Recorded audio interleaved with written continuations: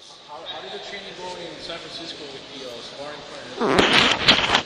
Kamusta imong training kuno dito sa San Francisco sa pag-training nimo dito, pag-sparring?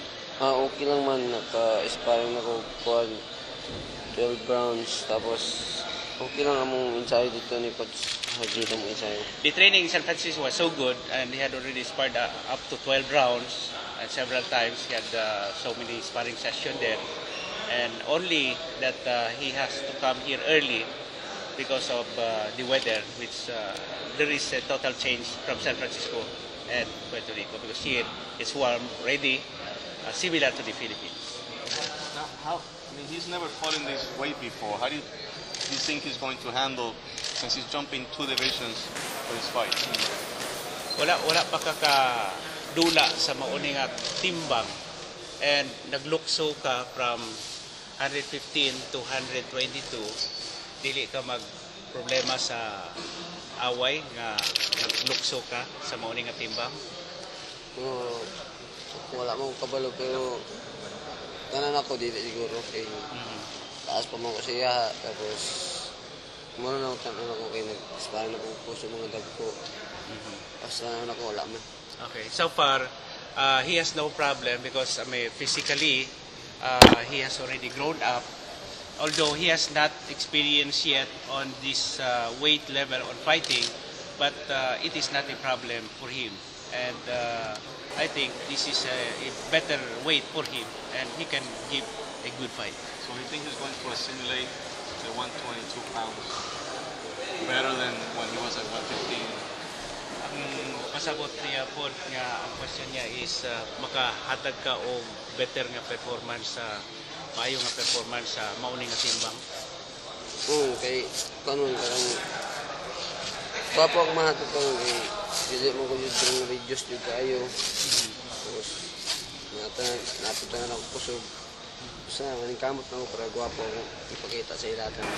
The weight that he has right now is good for him, and he feels better, and he thinks he can deliver a good performance, better than 115, because he has a problem with the weight, and right now physically he's ready for the 120. I think according to him, he can give a very good fight.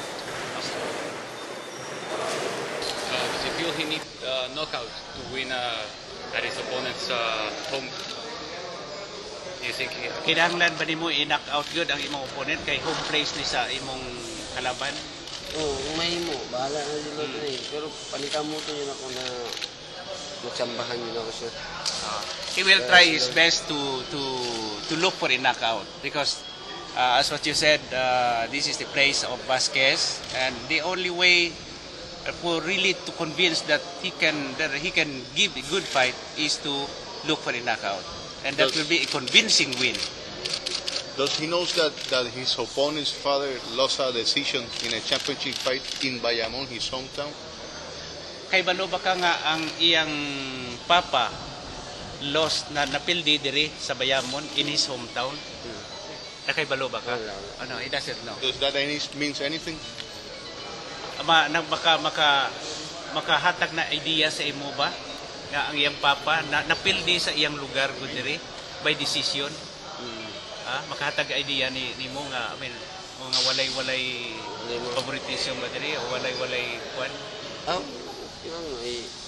Basta maningkamot lang ko na ipakita na sila na kung madaog o hindi madaog na. Basta maningkamot lang ko na ihatag na ako tayo na akong best na para malipay po sila sa dula.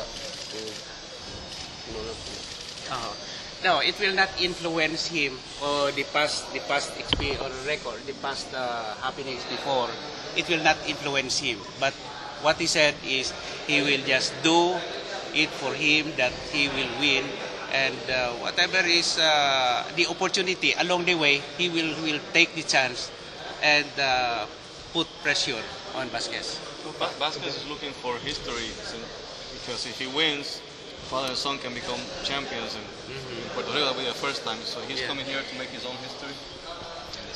Si Vasquez nga kwan pod og history nga kay karon first time ni nga dako nga event no sa Puerto Rico, o ikaw gapangita pud ka history nga dag-on nimo ang away diri sa Puerto Rico.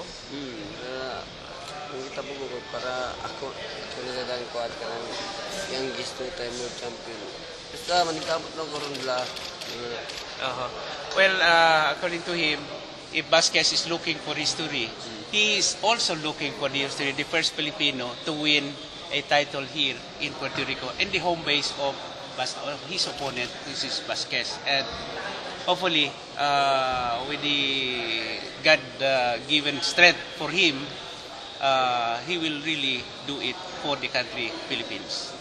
Has he had the opportunity to see any of Vasquez's fights? Has he had the opportunity to see any of Vasquez's previous fights? May opportunity, may experience ba ka o nakita ba nimo ang mga fight ni Vasquez sa previous nga fight? Yes, he had seen the previous fight of Vasquez. Okay, and that has helped him figure out maybe a game plan. Makatabang na sa imo kuno sa pag-figure out nimo kuno sa pag-away nimo sa karon. Yes, it will help him because I mean the style of Vasquez he knows already.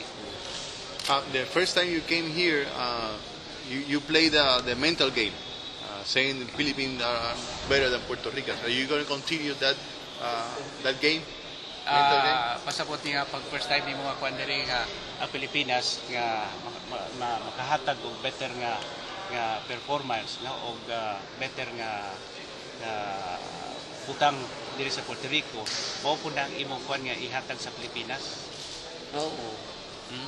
Mo gyud nag-training og guard para ipakita sila na kung unsa jud ang Pilipino. Yes, I just want to show how Filipino fighters are really how hard they fight and they are fighting for the country.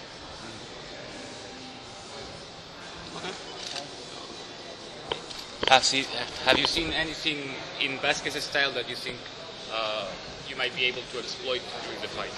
May nakita ba ka kay Vasquez nga style nga pwede nimo i-exploit or pwede nimo himuon nga base para oportunidad? Oo, dagan mo nakita siya na Mga weakness niya. Oo, para maigo na siya. Dagan ko nakita siya. Yes, he had seen some weaknesses of Wilfredo Vasquez, and with that weaknesses, he will give or he will do something that to counter that weaknesses.